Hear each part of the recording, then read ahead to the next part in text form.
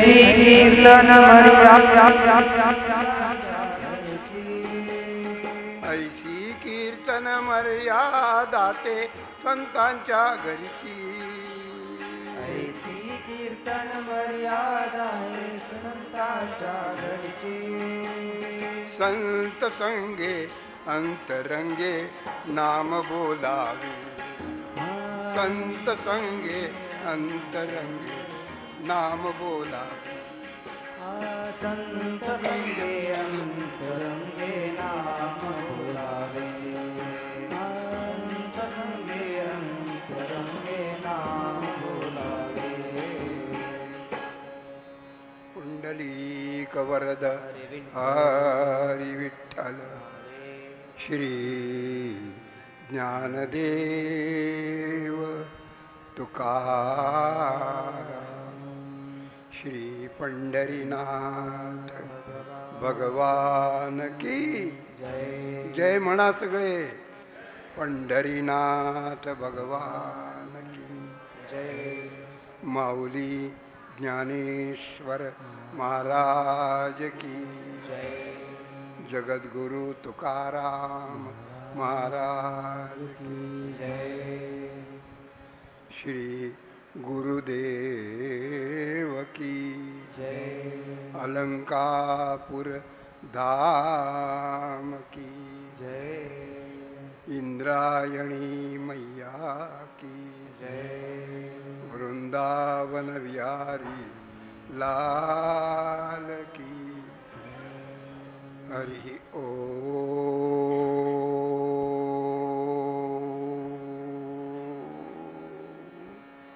नमः पार्वती पतये हर हर महादेव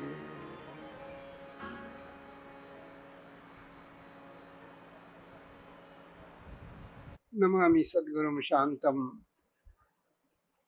सच्चिदानंद विग्रहं पूर्ण ब्रह्म परानंदम् ईशमाळंदी वल्लभम् योऽन्त प्रविश्य मम वाचमिमां प्रसुप्ताम् सञ्जीवयत्यखिल शक्तिधरस्वधाम्ना अन्यांश्च हस्तचरणश्रवणत्वगादीन् प्राणान् नमो भगवते पुरुषाय तुभ्यम् ज्ञानेन योगेन च कर्मणा च भक्त्या च सर्वस्व समर्पणेन आराधिताभ्यां श्रुतिमार्गदक्षैः नमो नमः श्री गुरुपादुकाभ्याम् सुरासुरा सेवित पादपङ्कजा करे विराजत कमनीय पुस्तका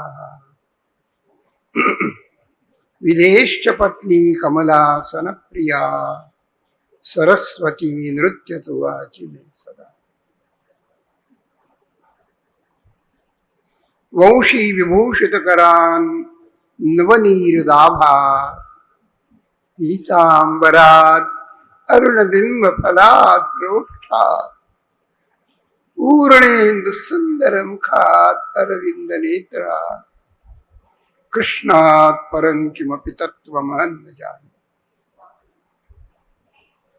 माधुर्य रस कल्लोलां शिवशक्त्यैकरूपिणीं अमृतानुभवार्थाय वंदे ज्ञानेशनंदिनी ओम नमो भगवते वासुदेवाय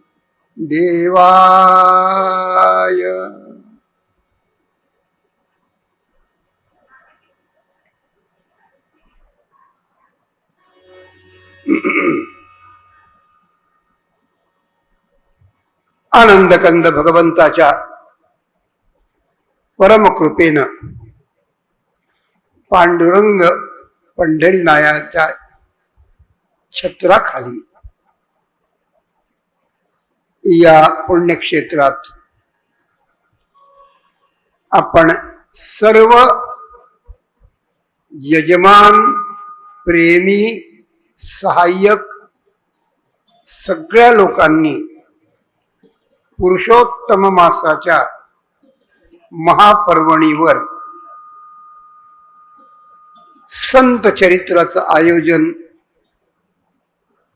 केलं ही फार महत्वाची गोष्ट आहे. 3 दिवसांची ही चरित्र कथा आहे. महाराष्ट्राच्या हृदयाला चटका लावून गेलेल्या अलौकिक चरित्र कथेनं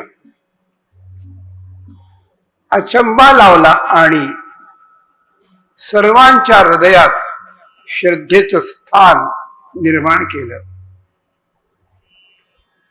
संपूर्ण विश्वाच्या दृष्टीने जर पाहिलं तर महाराष्ट्र ही संत भूमी आहे. उत्तर भारत, उत्तरांचल, हिमाचल प्रदेश वगैरे वगैरे ही देवभूमी आहे. महाराष्ट्र ही संत भूमी आहे. संतांच्या शिकवणीशिवाय देवभूमीचं महत्व कळत नाही. देवभूमीचं महत्व कळल्याशिवाय मनुष्य सदाचारी होत नाही आणि त्याशिवाय त्याचं कल्याण होत नाही. म्हणून मानवी कल्याणाचं सगळ्यात मूळ गाभा काय असेल ते संत जीवन आहे. ते संत जीवन आपल्या लक्षात यावं, आपली श्रद्धा व्हावी, कृतज्ञता व्हावी, म्हणून सर्वांच्या श्रद्धेचा विषय असलेल्या कैवल्य साम्राज्य चक्रवर्ती महाकैवल्य तेजोनिधी म्हणून ज्यांची प्रसिद्धी आहे ते इंद्रायणीच्या तटावर विसावलेले समाधिस्थ झालेले भगवान ज्ञानेश्वर माऊली यांच्या जीवन चरित्रावर आपल्या बुद्धीत त्यामुळे काही प्रकाश व्हावा म्हणून केलेल्या आयोजनाच्या या निमित्तात समोर असलेल्या ज्ञानेश्वर माऊलींचंच रूप असलेल्या ज्ञानेश्वरीच्या ठिकाणी सद्गुरु ज्ञानोबा रायांना हृदयानं मनोमन नमस्कार करू. त्या ज्ञानोबा रायांनी आणि सगळ्या संतांनी ज्या पंढरीनाथ भगवंताला आळवलं, ज्या श्रीकृष्णांची भक्ती केली, त्या भगवंताच्या चरणी नतमस्तक होऊन मानवी कल्याणाचं हित काय आहे हे दाखवण्याकरता ज्या मातृपितृ चरणांनी या जीवाला मनुष्य देहाचा जन्म दिला, त्या मातृपितृ चरणांच्या चिरस्मृतीला अभिवादन करून आजपर्यंत या जीवाचं जीवन घडविण्यासाठी ज्या ज्या महापुरुषांनी जवळ येऊन प्रेमानं हात फिरवून काही शिकवून एक मोठा उपकार केला, त्या आतापर्यंतच्या सर्व गुरुजनांना गर्जनांच्या पायी लोटांगण घालून प्रस्तुत या कथेत उपस्थित असलेले जे संत सज्जन महानुभाव असतील, जे विप्रवृंद असतील, जे ब्रह्मवृंद असतील आणि जे भाविक प्रेमळ सज्जन असतील, या सर्वांच्या ठिकाणी परमेश्वराच्या अस्तित्वाच्या श्रद्धावान दृष्टीनं साष्टांग नमस्कार करू आणि नंतर आपल्या कथेकडे वळूया. कथा आहे ज्ञानोबाची. या महाराष्ट्रात अनेक संत झाले, अनेक संत झाले. माणसाच्या हृदयात परमात्म्याचं स्थान असावं. परमात्मा श्रीहरीच्या हृदयात संताचं स्थान असतं. पांडुरंग संताचं स्थान आहे. विठू माझा लेकुरवाळा, विठू माझा लेकुरवाळा, विठू माझा लेकुरवाळा, विठू माझा लेकुरवाळा, विठू माझा लेकुरवाळा, विठू माझा लेकुरवाळा, विठू माझा लेकुरवाळा, विठू माझा लेकुरवाळा.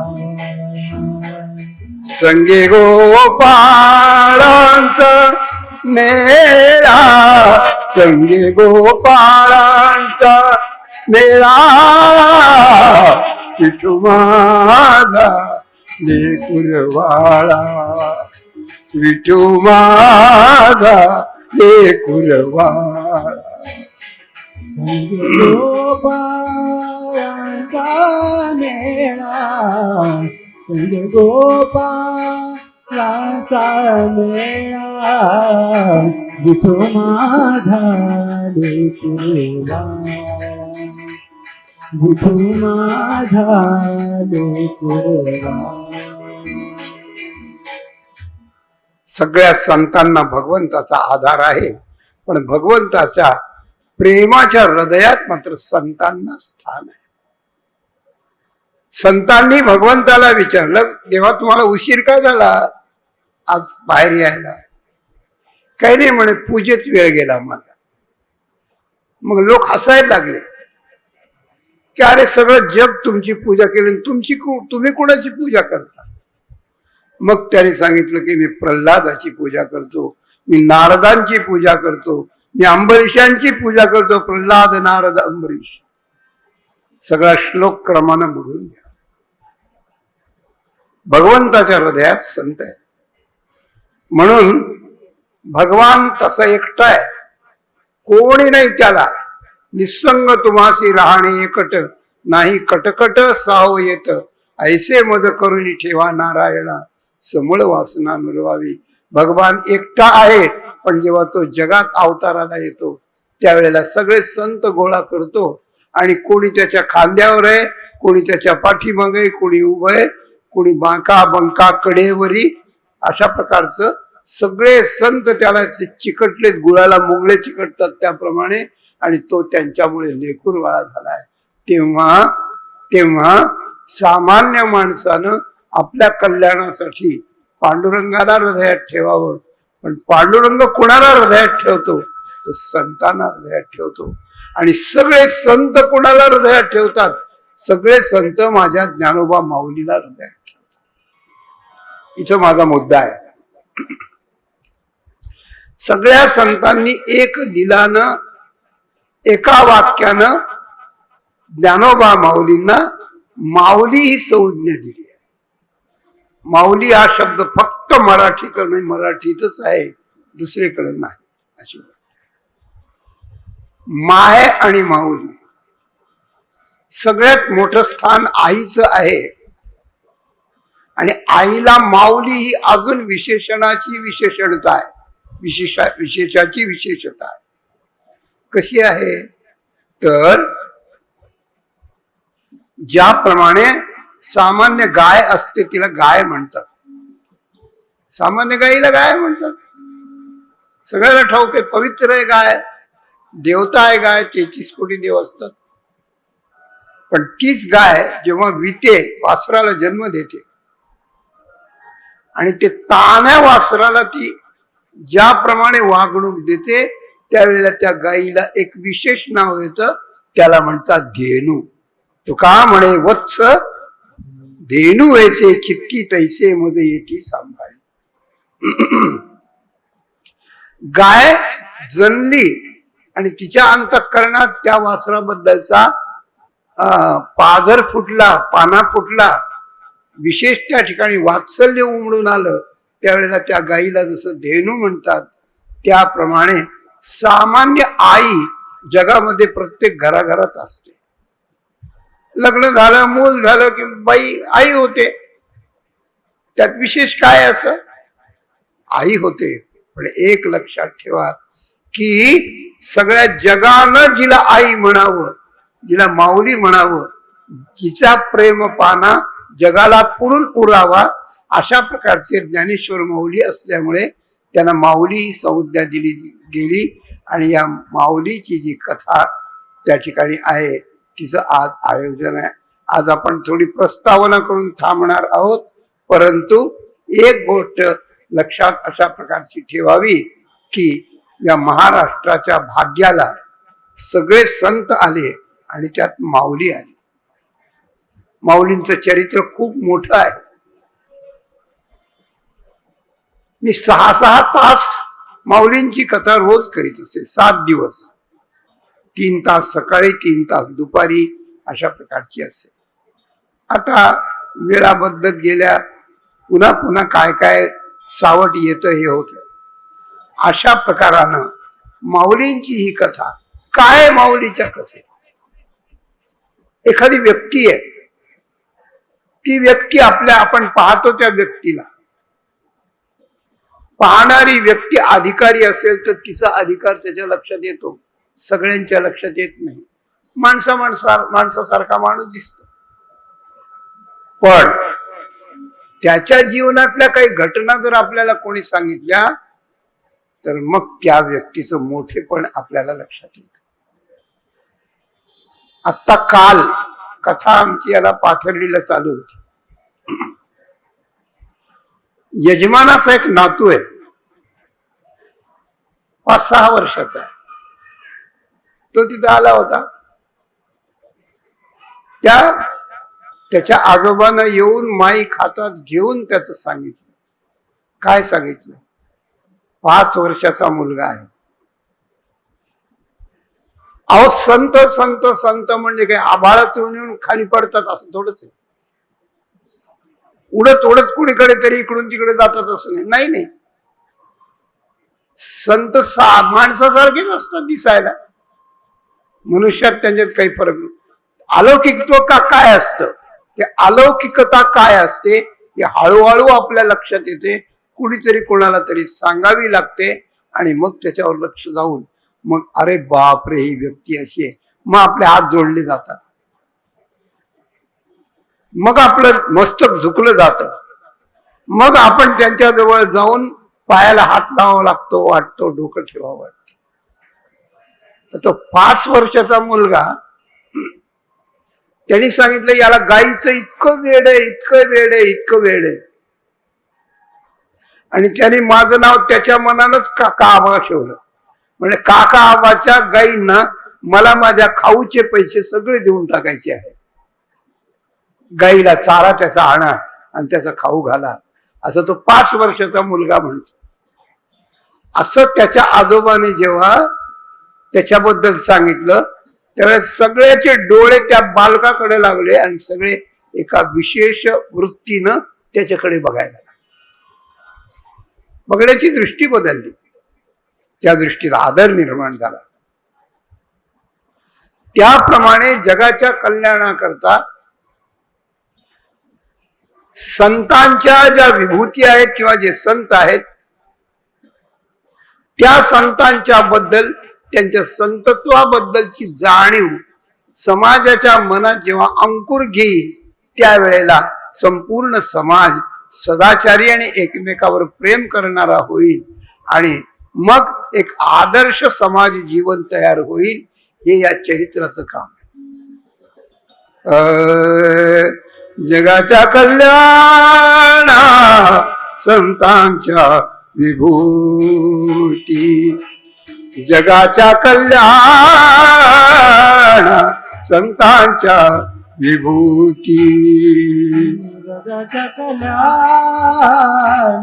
संतांच्या विभूती, जगाच्या कल्याणा संतांच्या विभूती जगाच्या कल्याणा संतांच्या विभूती जगाच्या कल्याणा संतांच्या विभूती जगाच्या कल्याणा संतांच्या विभूती जगाच्या कल्याणा संतांच्या विभूती देह कष्टवीची परोपकारे आ आ आ आ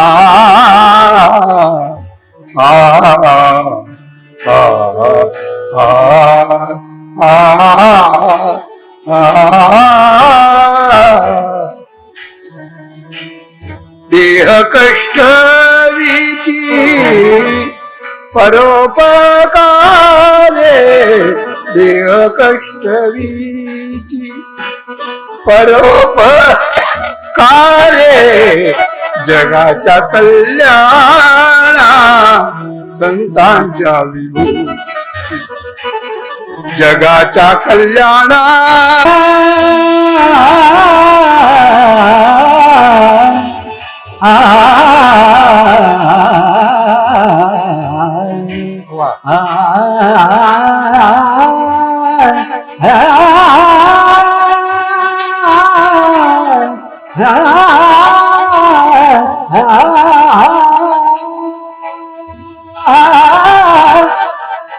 देह कष्ट भीती परोपकारे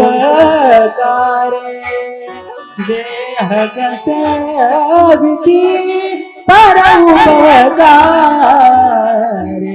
जगाच्या कल्याणा संतांच्या विभूती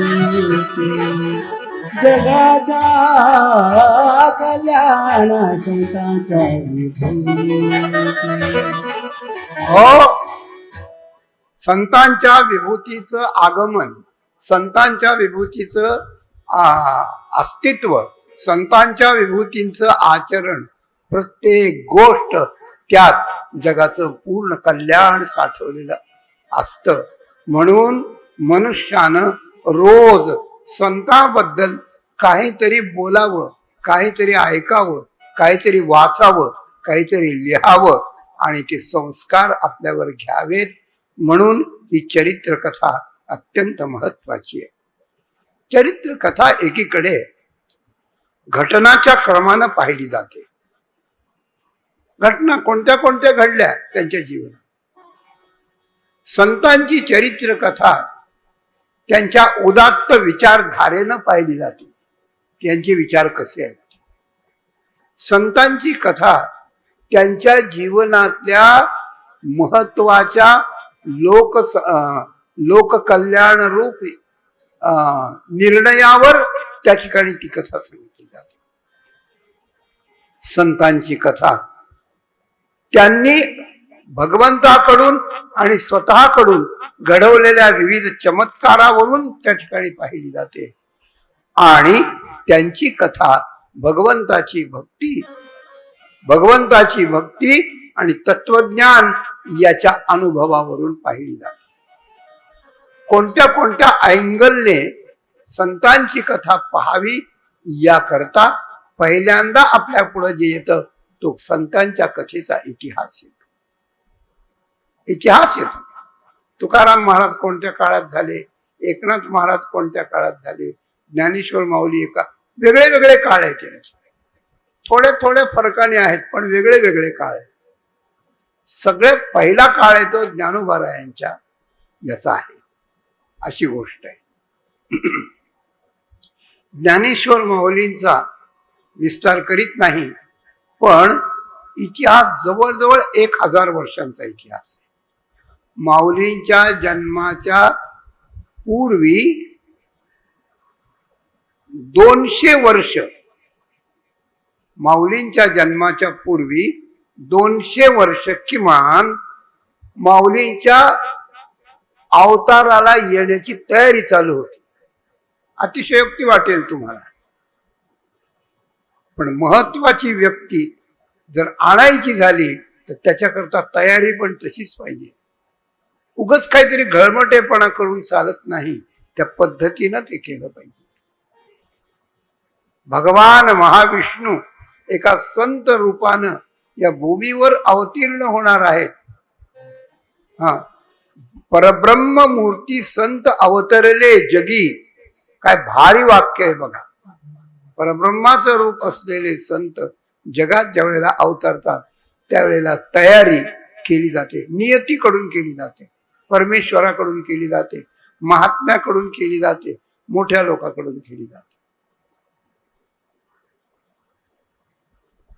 या गावात कोणीतरी एक सामान्य माणूस यायचा, कुणाला माहित नसतं, आणि या गावात जर पंतप्रधानाची सभा असली तर त्याचा किती गवगाव होतो, त्याची किती आधी तयारी चालली असते. जसं या जगातले तसंच त्रैलोक्यातले, त्रैलोक्यातलं आहे. ज्ञानेश्वर माऊलींच्या इतिहासाच्या दृष्टीने जर आपण पाहिलं तर राजकीय दृष्ट्या इतिहास पाहता येतो, सामाजिक दृष्ट्या पाहता येतो, धार्मिक दृष्ट्या पाहता येतो, आध्यात्मिक दृष्ट्या पाहता येतो. माऊलींच्या चरित्रातला राजकीय दृष्टिकोन आहे.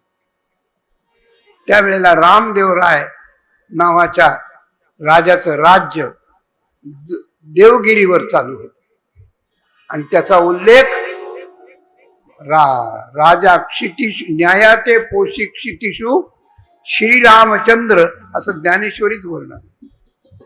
त्या राजाचं नाव ज्ञानेश्वरीत घेतलेलं आहे माऊलीने की न्यायाचं राज्य करणारा हा राजा आहे.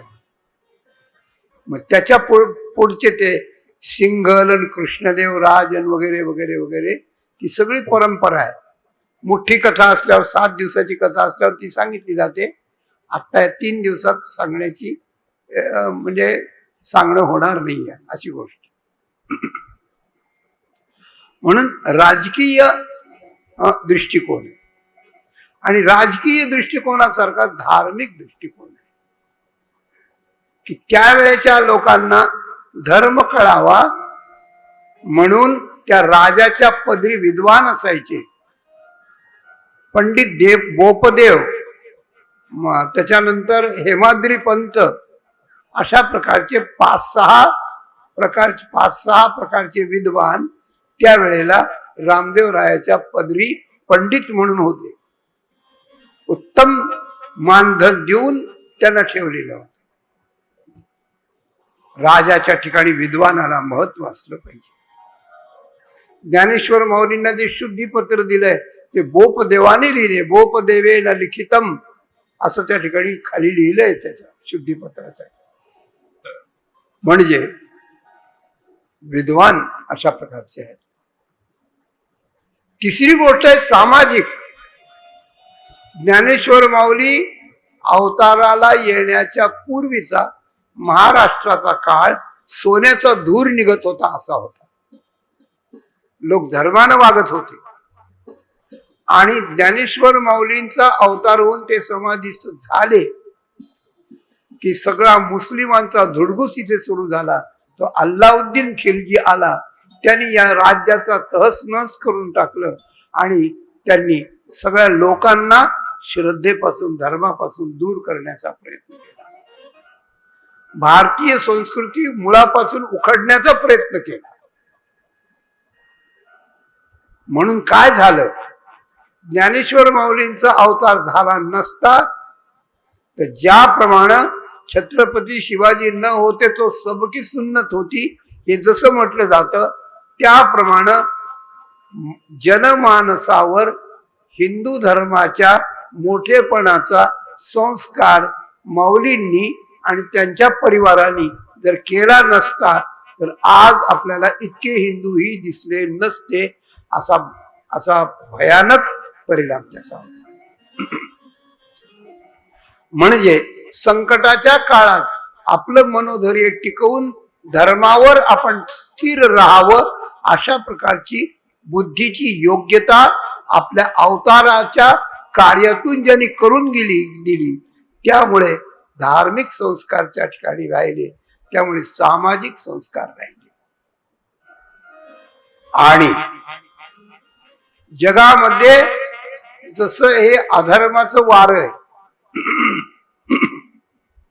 जसं राजकीय बदलांचं वार आहे निरनिराळ्या पक्षांचं, तसंच तत्वज्ञानाला सुद्धा निकष लावण्याचं एक असं आहे की कोणीही तत्वज्ञानाबद्दल काही बोलतो आहे त्यावेळेला सुद्धा चक्रधर स्वामी वगैरे असे त्यांचे ग्रंथ होते, पण ते चुकीचे होते. दुसऱ्याच्याला चुकीचा म्हणायचं नाही, पण आपण एक बरोबर तत्वज्ञानाला योग्य असलेला वेदांताच्या अनुरूप असलेला ग्रंथ निर्माण करायचा. अशा प्रकारची अमृतानुभव, चांगदेव 65, भगवती ज्ञानेश्वरी, स्फुट अभंग, हरिपाठ इत्यादी ग्रंथाची निर्मिती करून माऊलींनी आणि त्या वेळच्या सगळ्या संतांनी एक वाङ्मय तयार करून ठेवलं आणि त्याच्यामध्ये वेदांताचे सिद्धांत शुद्ध नेमके कसे आहेत त्याचं वर्णन करून ठेवलं. म्हणून आज वेद, शास्त्र, पुराण आणि संत वाङ्मय यामध्ये कुठेही फट नाही, कुठेही फरक नाही, सिद्धांतात फरक नाही. जे जगद्गुरु शंकराचार्य सांगतात, जे वेदव्यास सांगतात, तेच ज्ञानेश्वर माऊली सांगतात, तेच तुकाराम महाराज सांगतात. वारकरी संप्रदाय वेगळा आणि हिंदू धर्म वेगळा, अशा प्रकारचे आताचे कोणत्या कोणत्या पक्षाचे लोकांच्या डोळ्यात धूळ टाकण्याचं काम करतात. लोकांनी याकरता डोळच झालं पाहिजे. याकरता आपल्याला विचारलेल्या प्रश्नाचं उत्तर आपल्याला ज्ञानेश्वरी गाथेतून देता आलं पाहिजे, पुराणांच्या श्लोकानं देता आलं पाहिजे, शास्त्रांच्या प्रक्रियेनं सांगता आलं पाहिजे आणि वेदांताच्या सिद्धांतानं आपल्याला पटवता आलं पाहिजे. ही फार काळाची गरज आहे. म्हणून अशा आध्यात्मिक क्षेत्रातही ज्ञानेश्वर माऊलींनी क्रांती केली. या सगळ्यांचा विचार करता करता एक गोष्ट अशा प्रकारची लक्षात येते की या जगाला जन्म देणारा, वाढविणारा आणि संहार करणारा जो परमात्मा आहे, त्या परमात्म्याची मेहर नजर, कृपादृष्टी सगळ्यापेक्षा महाराष्ट्रावर खूप मोठी आहे, असंच आपल्याला म्हणावं लागतं. त्याचं कारण असं आहे की माऊलींच्या अवताराच्या 200 वर्ष अगोदर, 5 पिढ्या अगोदर ही सगळी तयारी चालू होती. कशी चालू होती? एखादी व्यक्ती एखाद्या कुळात, सामान्य कुळात विशेष व्यक्ती आली असं होत नाही. पार्थने हैव मनामूत्र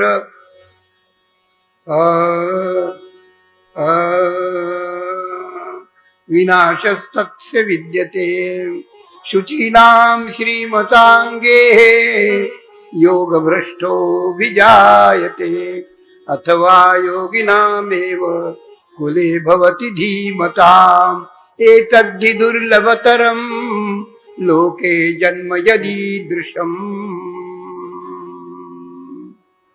पवित्र ते कुळ पावन तो देश, पवित्र ते कुळ पावन तो देश, पवित्र ते कुळ पावन तो देश, पवित्र ते कुळ पावन तो देश.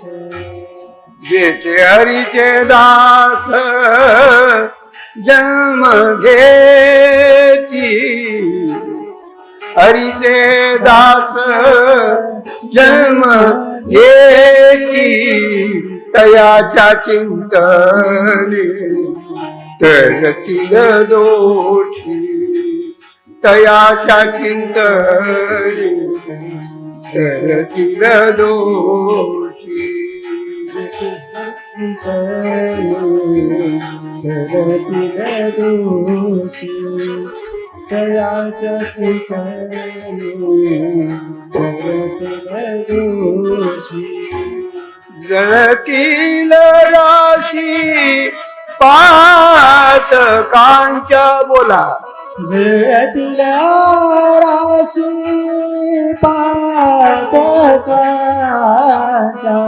जळतील राशी पातकांच्या जळतील राशी पातकांच्या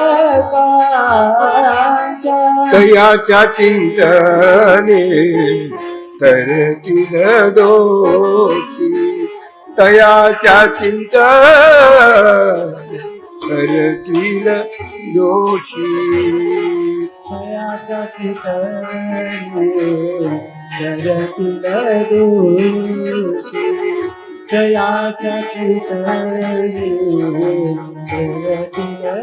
दोषी ओ ते कुळ पवित्र आहे, तो देश पवित्र आहे की जिथे हरीचे दास जन्म घेतात. हरीचे दास जन्म घेतल्यामुळे देश पवित्र होतो, कुळ पवित्र होतं. हे बरोबर आहे? हो बरोबर आहे, बरोबर आहे. साधू पुरुष आले की ते कुळ पावन होतं, परंतु पवित्र देश असल्याशिवाय आणि पावन कुळ असल्याशिवाय तिथे हरीचे दास जन्माला येतच नाही. त्याचा असा त्याचा अर्थ आहे. तुम्ही बघा, तुकाराम महाराजांच्या 8 पिढ्यापासून हरिभक्ती चालू आहे. एकनाथ महाराजांच्या 4-5 पिढ्यापासून आहे आणि ज्ञानेश्वर माऊलींच्या 6 पिढ्यापासून आहे. म्हणजे 6 पिढ्या मनुष्यानं सदाचार संपन्न राहिलं, धर्मानं वागलं, आपल्या घरात येणाऱ्या मुली चांगल्या संस्काराच्याच करून आणल्या, हे सगळं त्याच्या मागे असतं. आणि अशा 6 पिढ्या जेव्हा कंटिन्यू जातील त्यावेळेला एखादा अवतारी पुरुष, एखादा योगभ्रष्ट पुरुष, शुची नाम श्रीमतांगे हे योगभ्रष्ट उभी जाईल, तेव्हा तो त्या ठिकाणी. त्याप्रमाणे झालं काय? ज्ञानेश्वर माऊलींच्या 6 पिढ्या आहेत. आपेगाव नावाचं गाव पैठणच्या जवळ गोदावरीच्या तटावर आहे आणि त्यात पहिले मूळ पुरुष हरिहर पंत, नंतर रामचंद्र पंत आणि मोहनाबाई, नंतर 3री पिढी त्र्यंबक पंत, 4थी पिढी गोविंद पंत, 5वी पिढी विठ्ठल पंत आणि 6वी पिढी ज्ञानेश्वर माऊली आदी. परवा आम्ही एका उत्सवाला गेलो होतो, तिथे आम्हाला एक अलौकिक गोष्ट सापडली. काय सापडली? ज्या ठिकाणी माऊलींचं मंदिर आहे आपेगावला आणि त्यांची शेती आहे, त्यांच्याच जमिनीत त्यांचंच मंदिर आहे. कोणीतरी जागा दिली मग त्याच्यात मंदिर बांधलंय, असं किती वेळा आपल्याला कुठेही पाहता येतं. पण त्यांच्याच जमिनीत त्यांचंच मंदिर आहे आणि त्यांनी आम्हाला उतारा दाखवला, तर त्या उतार्यावर त्या जमिनीला अजून ज्ञानेश्वर माऊलीचंच नाव आहे. उतार्यावर नाव आहे अजून, ते बदललंच नाही अजून. किती आश्चर्य आहे, आश्चर्य. तात्पर्य असं की अशा प्रकारचा त्या ठिकाणी जन्म होण्याच्या मागे हे सगळं असतं. त्र्यंबक पंत मूळ पुरुष आधी, तयाची समाधी आपे गावी. नामदेव महाराजांनी त्यांचं चरित्र लिहिलं, ल रा पांगारकरांनी त्यांचं चरित्र लिहिलं, भिंगारकर बुवांनी त्यांचं चरित्र लिहिलं. असे अनेक चरित्र माऊलींचे उपलब्ध आहे. कुठे कोणत्या चरित्रात कुठे थोडी गडबड दिसते. म्हणून एक चरित्र असं निर्दोषपणे की कुठंच शंका येणारच नाही असं चरित्र होणं आवश्यक आहे आणि जवळच्या भविष्य काळात ते होणार आहे, निश्चित होणार आहे. तात्पर्य असं आहे की त्र्यंबक पंथापासूनचा इतिहास नामदेव महाराजांनी त्या ठिकाणी सांगितलेला आहे. त्यांची समाधी आजही आपेगावला आहे आणि मध्यंतरी काही दृष्टांत होऊन ती समाधी स्पष्ट झालेली आहे. मी जास्त विस्तार करीत. त्र्यंबक पंथांना 2 मुलं, एक हरिपंत आणि एक गोविंद पंत. हरिगोविंद, हरी विठ्ठल, हरी गोविंद असे जोडीचे नाव आहेत भगवंताची. नारायण हरी, नारायण हरी, तसे एकाचं हरी आणि एकाचं गोविंद नाव ठेव. त्र्यंबक पंतांच्या पत्नी बाई पार्वतीबाई चांगल्या पतिव्रता होत्या. पण पुढे पुढे आता थकायला लागले त्र्यंबक पंत आणि गोविंद पंतांनी त्याने सगळा कारभार हातात दिला. कुलकर्णी पण होत, अनेक अनेक गावांचं कुलकर्णी पण यांच्याकडे होत आणि ते आपल्या याला दिलं. त्र्यंबक पंतांचं जाणं देवगिरीच्या राजाकडे असायचं आणि त्यांचा एक मुलगा हरी, एक गोविंद आणि एक हरी. तो हरी शरीराने चांगला धिप्पाड होता, चांगला धष्टपुष्ट होता. तेव्हा त्या देवगिरीच्या राजाने म्हटलं आम्हाला एवढा मुलगा देऊन टाका तुमचा, सैन्यात भरती करायला. दिला, देऊन टाकला आणि त्याला चांगली सरदाराची योग्यता त्याला मिळाली. कसा दैवाचा प्रकार असतो बघा. एक मिलिटरी मॅन बनला, एक कुलकर्णी बनला आणि त्र्यंबक पंत आता आपण हे करावं, आपण आता निवृत्त व्हावं, आपण आता देवदेव करावं, आपण आता हरनाळ साहेबाच्या मंदिरात जाऊन आता बसावं, आता आपला कथा ऐकत. काय करायचं आता इकडे हे करून. अंतःकरणात फार मोठी ओढ होती. इंद्रायणीच्या तीरावर यायचे, स्नान वगैरे 2 वेळेला करायचे, सकाळ संध्याकाळी. तिथंच एक शिवमंदिर होत आणि तिथे जाऊन प्रार्थना करायची शिवाला की देवा, हे मनुष्य देह आता परत मिळणार नाही, मला आपण अनुग्रह द्या, मला कोणीतरी गुरु द्या. तरुण मुलाला पत्नी मिळायची जशी ओढ लागते तशी त्र्यंबक पंतांना गुरु मिळण्याची ओढ लागली. खूप ओढ लागली. त्यात मध्ये एक घटना घडली. ती घटना अशी होती की हरी नावाचा जो सैन्यात भरती झालेला मुलगा होता, तो मुलगा येणार होता भेटायला. सगळं गाव त्याच्या भेटीसाठी जय्यत तयारी स्वागताची करून बसलं होतं आणि दैवाची घटना काही वेगळी असते. एक घोडेस्वार आला आणि त्याने एक लिफाफा हातात दिला आणि त्यात लिहिलं होतं की एका बंडखोरांच्या टोळीशी युद्ध करताना तुमचा हरी धारातीर्थी पडला, हरी युद्धात मारला गेला. आनंदाच्या वातावरणावर विरजन पडून सगळं आपेगाव शोक सागरात तो परिसर बुडून गेला. आणि आता मात्र त्र्यंबक पंत उदास झाले होते. गोविंदा सगळं बघत होता, गोविंद पंत. आणि भगवंतानं त्यांची हाक ऐकली. एके दिवशी शिव मंदिरात शिवाला प्रार्थना करीत असताना मागणं एक जबरदस्त आवाज आला. त्र्यंबक पंत दचकून मागे पाहिलं. 7 फूट उंचीचा एक आवलिया महात्मा उभा होता. बोलिये गोरक्षनाथ महाराज की. गोरक्षनाथ महाराज होते, परिचय दिला नव्हता अजून. त्र्यंबक पंत एवढंच म्हटलंय. अरे याला माझं नाव कसं माहिती? कपनी घातले होते, कान फाटलेले होते, विभूती त्या ठिकाणी लावली होती जबरदस्त अशा प्रकारची, आणि पाहिल्या बरोबर अंगाला असे शहारे यावेत असं व्यक्तिमत्व असतंय. धावत धावत जाऊन साष्टांग लोटांगण घातलं. गुरुदेवा गुरुदेवा कृपा करा, गुरुदेवा कृपा करा, गुरुदेवा. गुरुदेवाने काय नाही केलं.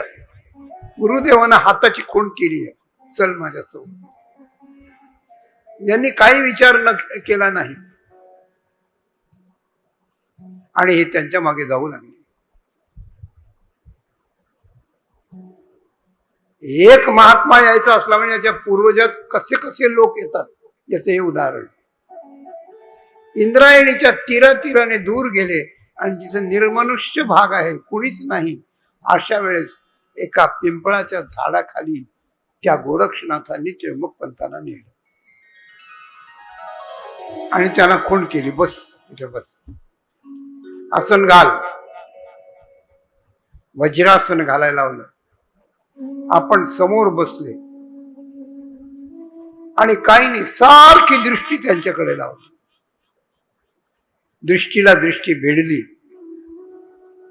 त्र्यंबक पंतांचं भाग्य उदयाला आलं आणि त्र्यंबक पंतांना संध्याकाळच्या वेळेला गोरक्षनाथांच्याकडे दृष्टी लावल्याने केवळ समाधीला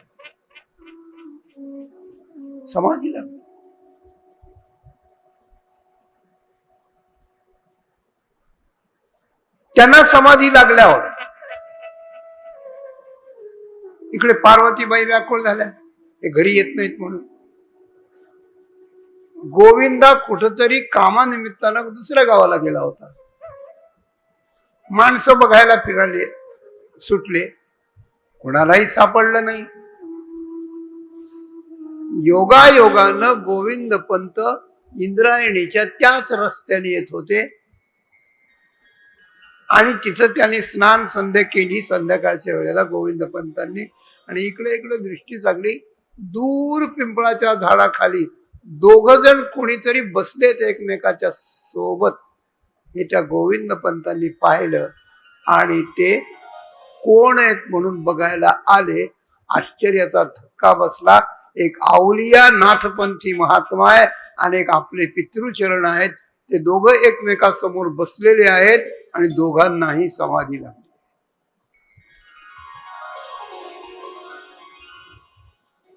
गोविंद पंतांनी पाहिलं आता ही समाधी उतरल्याशिवाय इथून उठायचंच.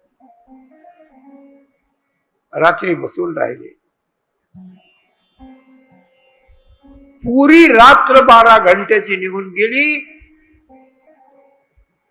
सकाळच्या वेळेला पूर्व क्षितिजावर सूर्य देवाने आपलं प्रस्थान जेव्हा मांडलं,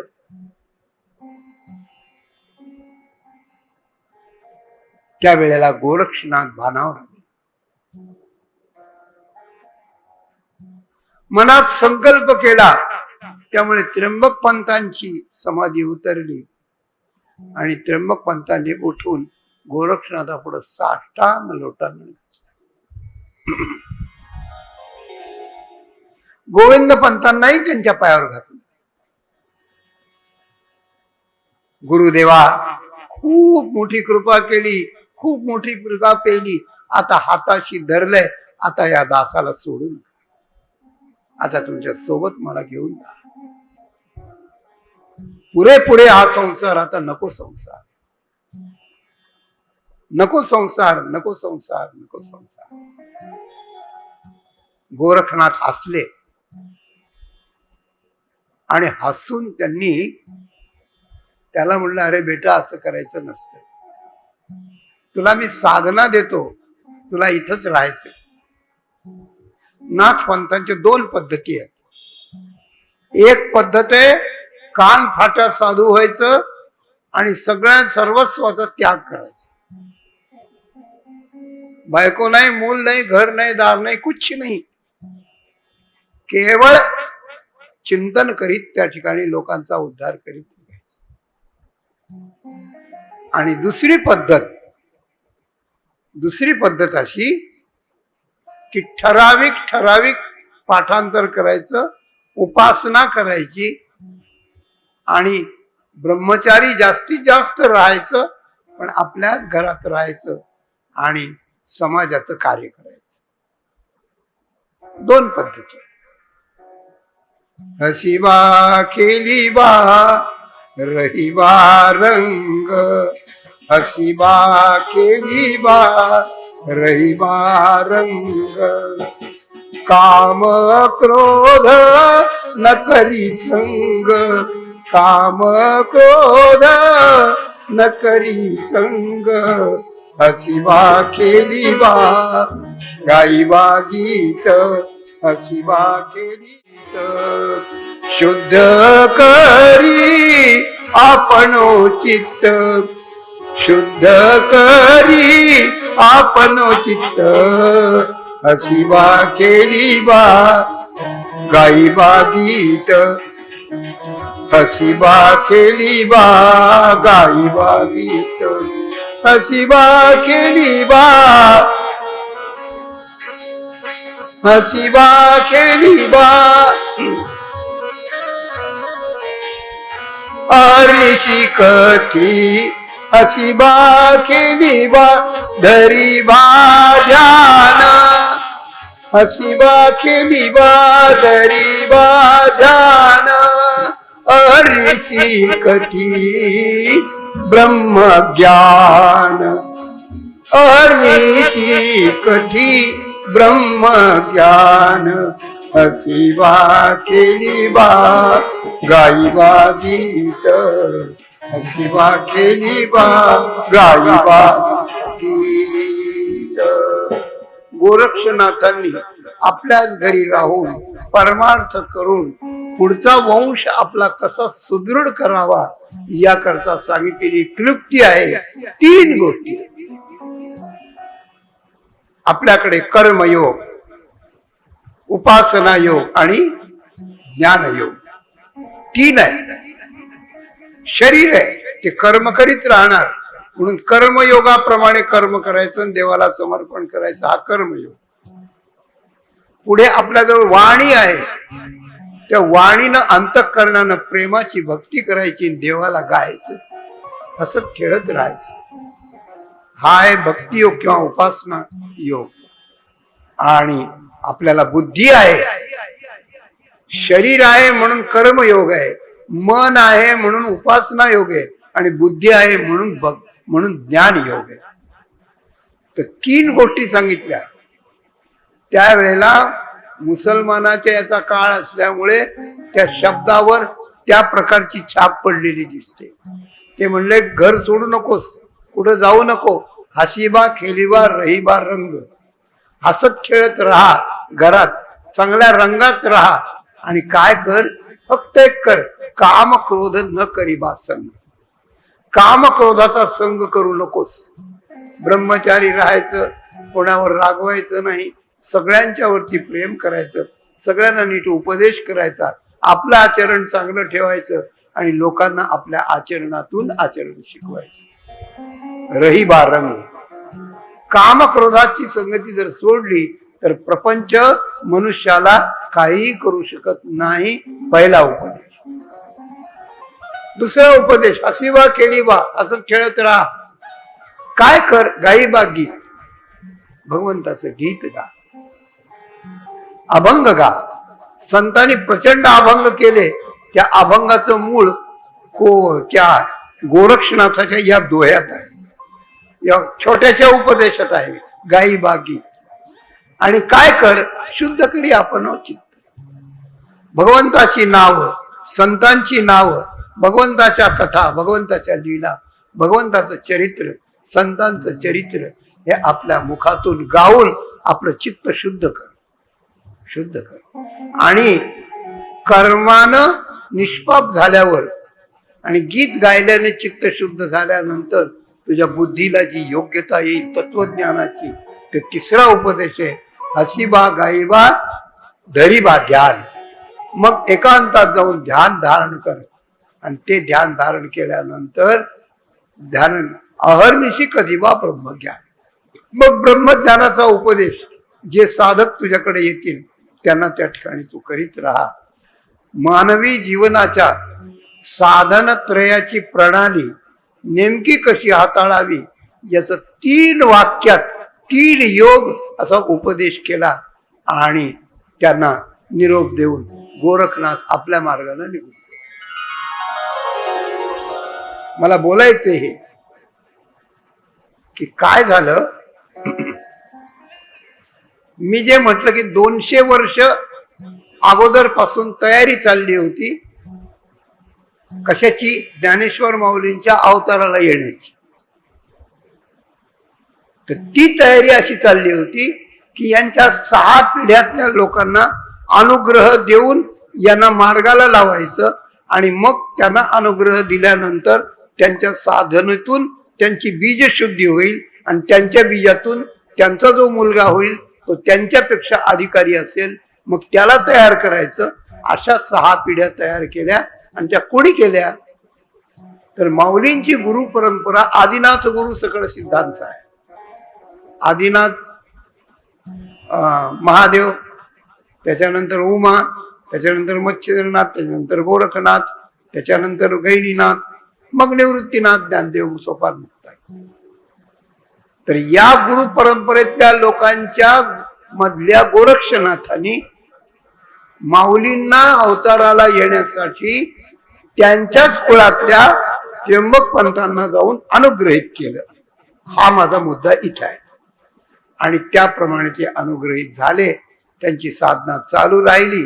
काही दिवसांनी आयुष्याचा सूर्य मावळला आणि त्यांची समाधी आपेगावला झाली. पुढे आता गोविंद पंतांचा काळ सुरू झाला. वडील गेले, आई पण गेल्या, गोविंद पंत कुलकर्णी पण करीत होते. गोविंद पंतांचा मीराबाई नावाच्या एका मुलीशी विवाह झाला आणि पुष्कळ दिवस गेले, पण मीराबाईंना आणि गोविंद पंतांना संतान नाही. संतान नव्हतं. खिन्न होतो मनुष्य. प्रपंचामध्ये संपत्ती आणि संतती या दोन्ही गोष्टी भरपूर असाव्या लागतात, मग माणूस रमतो थोडस. काय करावं. मग आपेगावला गोदावरीच्या तीरावर एक कुटी बांधून गोविंद पंतांनी 3 गायत्रीचे पुरस्चरण केले. तपे विण दैवत, दिधल्या विण प्राप्त, गुजे विण हित. 3 सूत्र सांगितले माऊलींनी. तप केल्याशिवाय दैवत प्रसन्न होत नाही, दान दिल्याशिवाय आपल्याला पाहिजे ते मिळत नाही, आणि संतांशी अंतरंगातलं गुज केल्याशिवाय आपलं हित त्यांच्याकडून आपल्याला कळत नाही. हित कळायचं असेल तर गुज केलं पाहिजे. भरपूर काही पाहिजे असलं तर दान दिलं पाहिजे, आणि दैवत प्रसन्न करायचं असलं तर तप केलं पाहिजे. तपे विण दैवत, दिधल्या विण प्राप्त, गुजे विण हित. गाईला सातू खाऊ घालायचे. ऐका तपश्चर्या कशी असते. गाईला सातू खाऊ घालायचे, 1-2 उंजळी. तिच्या शेडातून ते पडायचे, मग ते धुवून घ्यायचे. मग ते गिरजा त्या मीराबाईंनी घरी पाठवल्यावर त्यांनी ते दळून आणून त्याचं हे करून द्यायचं, आणि त्याचं एवढं चांद रोज खायचं. आणि 24 लाख जप गायत्री मंत्राचा करायचा, विधियुक्त नियम पाळून करायचा, ब्रह्मचर्य नियम पाळून. 1 पुरस्चरण झालं, 2 झाले, 3 झाले. 3रं पुरस्चरण संपत आलं होतं. एका भल्या पहाटे थंड शीतल शांत वारा सुटला होता, आणि गोविंद पंतांच्या स्वप्नात एक गाय आणि गायत्री माता आली. गायत्री माता म्हणत होती, गोविंद पंता कशा करता हे करतो सगळं, काय हवंय तुला. तेव्हा त्याने स्वप्नात सांगितलं की माते, तुझ्याकडे काय कमी आहे, मी तुला प्रार्थना करतो, मला असा एक मुलगा दे. मुलगा होण्यासाठी तपश्चर्या करणं यात ग्रंथात नमूद करण्यासारखं काय विशेष आहे? प्रपंचाकरता जे पाहिजे ते करता माणूस खटाटोप करीतच असतो. पण मुद्दा इथं आहे, मला असा मुलगा दे, भक्ती ज्ञान आणि वैराग्यानं पूर्ण असला पाहिजे. भक्ती ज्ञान वैराग्यानं पूर्ण असला पाहिजे. आणि पुढे जाऊन ज्याला ब्रह्मादिक देव नमस्कार करतील अशी त्याची योग्यता पाहिजे.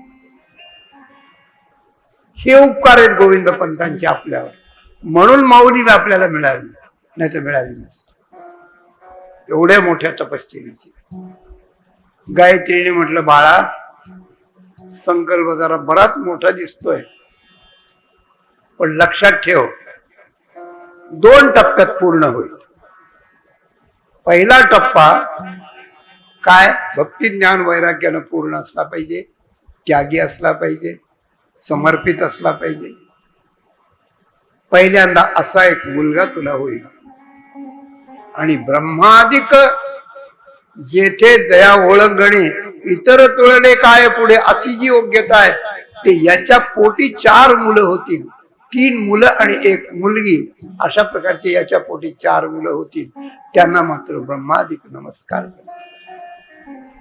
ब्रह्मदेवही त्यांना नमस्कार करतील अशी त्याची योग्यता असेल. असा मोठा वर त्या ठिकाणी मिळाला. आणि अत्यंत आनंदात जळंबत असलेले गोविंद पंत त्यांना गायत्रीच्या आज्ञेवरून ते घरी आले. पुन्हा काही दिवस संसार झाला. आणि संसार काही दिवस झाल्यानंतर एके दिवशी भल्या पहाटे एक महात्मा आला आणि त्याने मीराबाई आणि गोविंद पंत या दोघांनाही अनुग्रह दिला. बोलिये गहिनीनाथ महाराज की. गहिनीनाथांचा अनुग्रह, गोरक्षनाथांचा यांच्या वडिलांना झाला, त्र्यंबक पंतांना, आणि मुलाला म्हणजे गोविंद पंतांना गहिनीनाथाचा अनुग्रह झाला. गहिनीनाथाचा अनुग्रह झाला. तिकडं तपश्चर्येची समाप्ती झाली आणि मीराबाईंना दिवस गेले. मीराबाईंना दिवस गेले. दिवस गेल्यानंतर सगळ्या बायका येऊन त्यांचे सोपस्कार करू लागल्या. सगळा आनंदी आनंद झाला. आता 50-60 उलटून गेलेली होती. म्हातारपणी झाले. माणिक एक विपाहिले, तयाचे का जे तुले माता पितरा. वाढत्या वयात जर त्या ठिकाणी मूल झालं, त्या मुलाचं कौतुक असतं, त्या आईचं कौतुक असतं, त्या कुळाचंही कौतुक असतं. असलंच पाहिजे, कारण हा दैवी संकेत असतो. विठ्ठल आवडी ठेवियले नाम, विठ्ठल आवडी ठेवियले नाम, विठ्ठल आवडी ठेवियले नाम, विठ्ठल आवडी ठेवियले नाम. निराई सप्रेम गहिनी नाथी,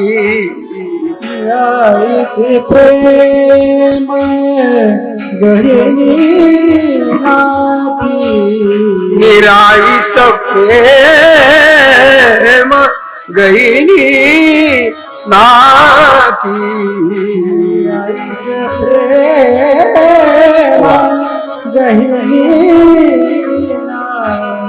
विठ्ठल आवडी ठेवियले नाम, विठ्ठल आवडी ठेवियले नाम, विठ्ठल आवडी ठेवियले नाम, विठ्ठल आवडी ठेवियले नाम.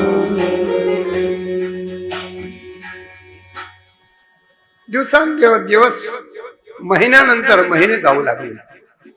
भक्ती नवमास झाले पूर्ण असं वर्णन आहे तिचं. नवविधा भक्ती असते ना, श्रवणं कीर्तनं विष्णू स्मरणं अर्चनम वंदनम पादसेवनम सख्यम दास्यम सख्यम आत्मनिवेदनम इति पुरुषार्पिता विष्णू भक्तिस्ते नवलक्षणा क्रियते भगवत्यंतात्मा. नवविधा भक्ती असते. नामदेव महाराजांनी लिहिलंय नवविधा भक्तीचे 9 मास संपले आणि 10व्याने प्रसूती झाली. 10व्या महिन्यात एका गोऱ्या पान उंच कपाळ असलेल्या गुलगुलीत गाल असलेल्या सरळ नाक असलेल्या टपोरे कमळासारखे डोळे असलेल्या अशा प्रकारच्या लांब सडक हातपाय असलेल्या एका बालकाला जन्म दिला. बोलिये विठ्ठल महाराज की जय.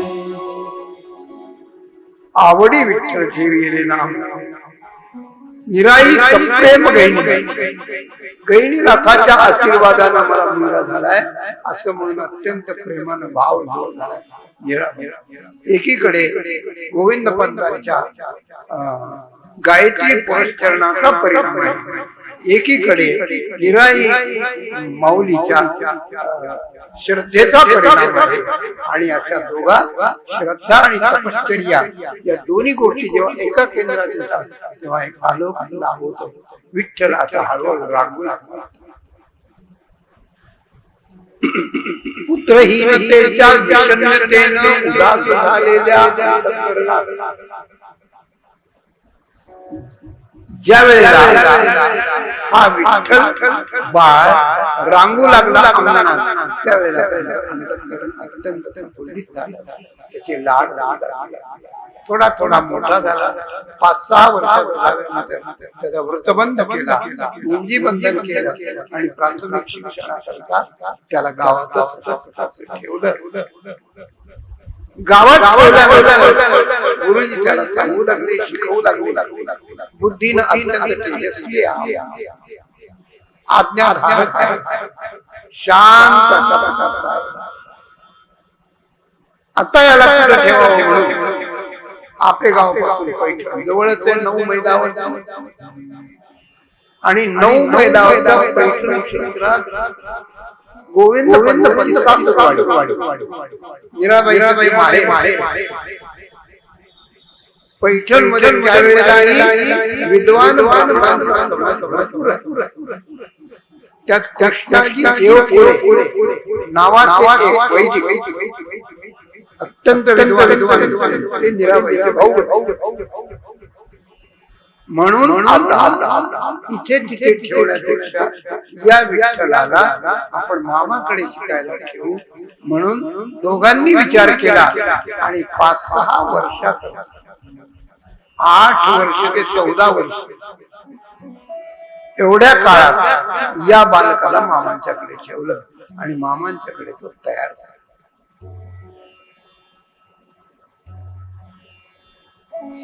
अष्टवर्षे चतुर्वेदो 12 सर्वशास्त्र कृत 16 कृतवान भाष्य 12 मुनिरभ्यगा. जगद्गुरु शंकराचार्यांच्या आयुष्याचा इतिहास सांगणारा श्लोक. 8 वर्षात 4 वेद पाठ केले, 12 वर्षात सर्व शास्त्रांचं अध्ययन केलं, 16 वर्षात प्रस्थान त्रयीवर भाष्य लिहिलं. केवढी तल्लख बुद्धी आहे. आणि 32 वर्षात आयुष्य पण संपलं. हे जसं आचार्यांचं आहे त्याप्रमाणे हा 6 वर्षात हा विठ्ठल पंत 6 वर्षात परिपूर्ण झाले. आणि सगळे लोक आश्चर्याने त्यांच्याकडे विद्वान पावले. अध्ययन संपून घरी आले. आता आई वडिलांचा दृष्टिकोन काय असणार? आई वडिलांचा दृष्टिकोन असत आता बाबा 2चे 4 हात झाले म्हणजे आमचे डोळे झाकायला आम्ही मोकळे झालो, पुढचं तुम्ही प्रपंच तुमचा करा, अशा प्रकारचे बोलणं सुरू झालं. आणि वाहत त्याप्रमाणे मनुष्य देहाचं आयुष्य भराभर निघून परवा गेला, काल गेला, आज आला, उद्या येईल, परवा येईल. जन्मल्यापासून मरेपर्यंत येईल, मृत्यू येईल, पुन्हा जन्म येईल, पुन्हा मृत्यू येईल. हा जन्म मरणाच्या ऊन पावसाचा खेळ कुठपर्यंत चालणार. आपण जे वेदशास्त्रात शिकलो ते काय शिकलो? आपण ब्रह्मज्ञान शिकलो, आपण शास्त्राची वचन शिकलो, या जगाची व्यवस्था काय, जे कुठून निर्माण झाले हे शिकलो. म्हणून आता कोणाचे 4 करून 1 बायको 1 नवरा 2 पोरं एवढा कंजेस्टेड याच्यात अडकायचं नाही. आता कुठंतरी दूर निघून जायचं असा विचार केला. आणि असा विचार करता करता एकीकडे वडिलांना हो हो हो हो असं म्हणत असत आणि एकीकडे असं विचार करत असत काय करावं. एके दिवशी सहज फोन काल झाला की बाबा मौंद झाली, अध्ययन झालं, अजून एक विधी राहिला. म्हणजे काय? तीर्थयात्रा करायचं विधी राहिला. तीर्थयात्रेला जाऊन यावं असं शास्त्राचा विधी आहे. तुम्ही मला आज्ञा द्या, मी जाऊ. वडिलांचा गळा कातर झाला आणि त्याने सांगितलं बाळा काय गोष्टी होतीस. त्यावेळेला काय असं काही ट्रॅव्हल सर्व्हिस नव्हत्या, त्यावेळेला काही असं यात्रा कंपन्या नव्हत्या की 25,000 रुपये दिले की आपली सगळी यात्रा त्यांच्या बरोबर होती. 2 वेळ, 1 वेळेला नाश्ता, 2 वेळेला जेवण, 1 वेळा भोग, 2 वेळेला चहा. पोट एका म्युनिसिपालिटीच्या गाडीत गाडी सगळं व्यवस्थित नाही. तीर्थयात्रेला गेलेल्या माणसाला पायीच तीर्थयात्रा कराव्या लागायच्या. 4-4, 5-5, 6-6 वर्ष लागायचे आणि गेलेला माणूस क्वचित यायचा सुद्धा नाही. तिकडेच गोविंदाय नमः. बाळा आम्हाला म्हातारपणी तू झालास आणि तू असा विचार केल्यानंतर आम्ही कुणाकडे पाहायचं रे? आम्ही कुणाकडे पाहायचं? आणि अशा या जाण्याचं काही महत्वाचं फार नाहीये. अरे आई वडिलांची सेवा करता करता करता करता करता करता पांडुरंगाला पुंडलिकाकडे यावं लागलं. आई वडिलांची सेवा इतकी मोठी, इतकी मोठी, इतकी मोठी. तू काय विचार करतेस? एकीकडे वडील म्हणतात तेही बरोबर आहे आणि एकीकडे ज्या वेळेला वैराग्य होईल त्याच वेळेला घरातून निघून जावं असं थांबू नये घरात वैराग्य. आई वडील कोण असेल काय, परमात्म्याने निर्माण केलं त्याचं तो दोन्ही गोष्टी म्हणून दोन्ही शास्त्राच्याच आहेत. हो, दोन्ही शास्त्राच्या. मग कोणी कोणती गोष्ट घ्यावी, कोणी कोणता मार्ग स्वीकारावा? ज्याच्या वैराग्याचा स्तर, ज्याच्या वैराग्याची तीव्रता जेवढी असेल तेवढ्या प्रमाणात वैराग्य कच्चा असेल तर आई वडिलांची सेवा करावी आणि वैराग्य पक्का असेल. आणि एक दिवस आई वडिलांचं दुर्दैव म्हणा सुदैव म्हणा काय म्हणायचं ते म्हणा, विठ्ठल पंतांनी निश्चय केला की आज मध्यरात्री आपण तीर्थयात्रेला जाणार.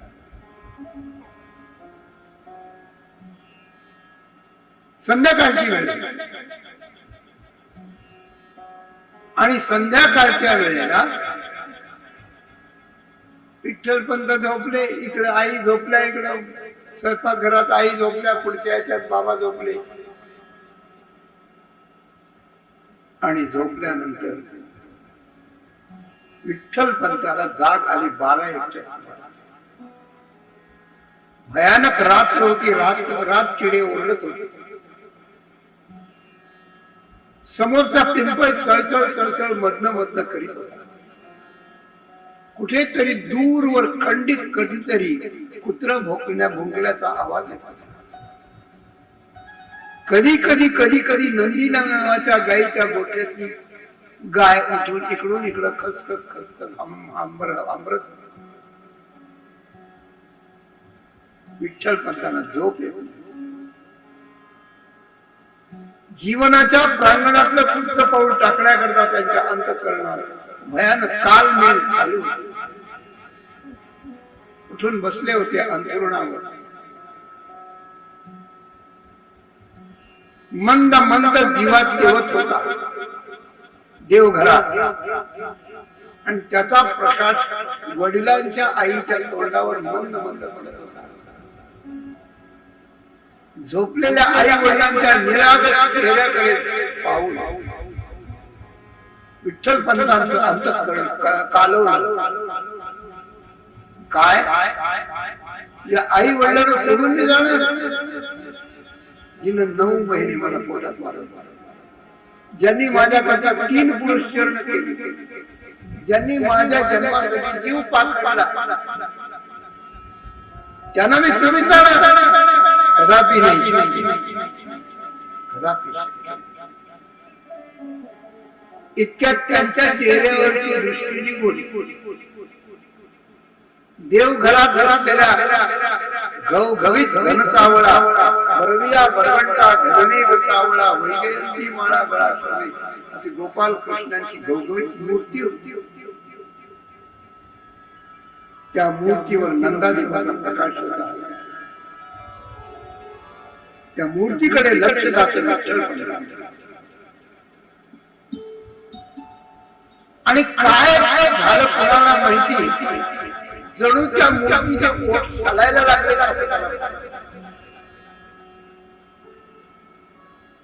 आणि पाहू लागला ते ओठ हलत होते आणि ओठावरचे शब्द कानाला ऐकू हृदयात म्हणजे गोपाल बालक असं काही जगायचे बोलत होते की अरे काय निर्णय करतो, यांना सोडून कसं जाऊन यांनी हे केलं ते केलं, करायचं कर्तव्यच असते त्यांचं. मोहात पडू नकोस, तुझ्यासारखाच एक वेडा मोहात पडत होता आणि आपल्या जगत कल्याणाच्या युद्धाला घेऊन मागे पडत होता. ना तरी गिरिकंदरी जायचे, भिक्षा मागायची, गिरिकंदरात जायचं, सगळं करीन पण मी युद्ध करणार नाही असा तुझ्यासारखाच वेडा झालेला अर्जुन नावाचा पुरुष होता. त्याला मी उभार दिला. कर्म अधिकार कर्म फल हे उत्तिष्ठ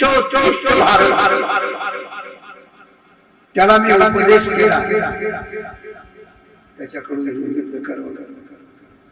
काय काय एक नवीन शिरशिरी अंगातून मस्तकापासून पायापर्यंत झनकन गिळीची ताक छाडावी आणि निर्णय झाला.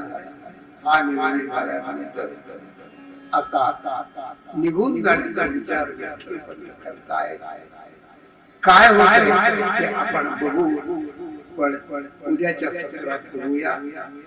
आणि त्यानंतर त्यांची तीर्थयात्रा, रुक्मिणीच्या लग्नाचा योग, 4 भावंडांचे जन्म आणि त्यांची दिव्य चरित्र कथा आपण उद्याच्या राहिलेले ऐकणार आहोत. आजच्या सत्राला या ठिकाणी आणि आपण कथेला विराम देऊया. झालेली सेवा भगवान माऊली माऊलींच्या चरणी, पांडुरंगाच्या चरणी समर्पण करून आपण ज्ञानोबा माऊली तुकाराम, ज्ञानोबा माऊली तुकाराम, ज्ञानोबा माऊली तुकाराम, ज्ञानोबा माऊली तुकाराम, ज्ञानोबा